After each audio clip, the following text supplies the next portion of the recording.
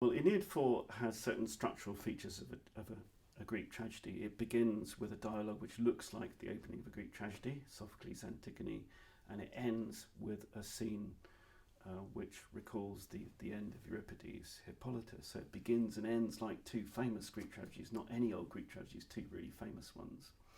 It also has further features of Greek tragedy.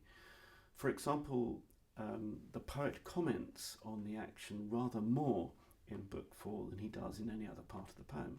And people have rightly seen this as being like the Greek tragic chorus, which often comments on the action and says things like, whoops, you shouldn't have done that. And indeed, the narrator says this at certain points.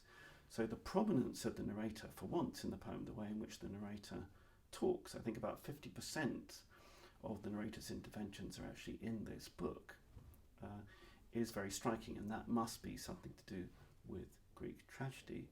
And when we get to the middle of the book, Dido is actually compared to some famous mad people in a kind of mad scene. She's compared to some famous mad people from Greek tragedy, to Pentheus and to Orestes, of course, one of whom ended up seriously dead, Pentheus in Euripides' Bacchae, and one of whom ended up getting through and remaining alive. So it doesn't necessarily mean she's going to die, but it means that she's like these characters. She's a larger-than-life character to whom larger-than-life things happen.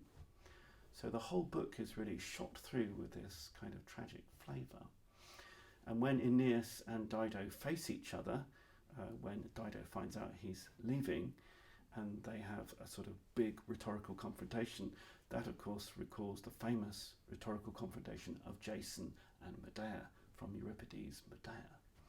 So it's constantly pressing the button for the major Greek tragedies, not any old Greek tragedies, but the ones that everyone might have read, the ones that people even read nowadays. This tragic flavour has, I guess, at least two causes. The first is that Virgil's very interested in the poem as a whole, in looking at other genres, in looking at other kinds of writing, so not just tragedy, but also lyric, hymns, love elegy. He interacts with all sorts of other kinds of writing, and tragedy is one amongst many. But I think it also introduces ideas about heroes who are going to fall.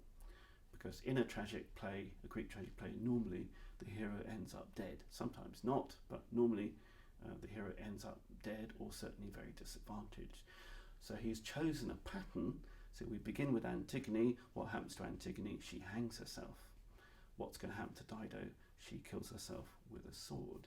So one of the things that's going on here is the idea that Dido is not going to have a happy ending. And it's one of the ways in which the poet produces dramatic irony, if you like. We begin to realise as the reader that Dido is not going to end up happily. Of course, Dido doesn't know that until she does the deed at the end.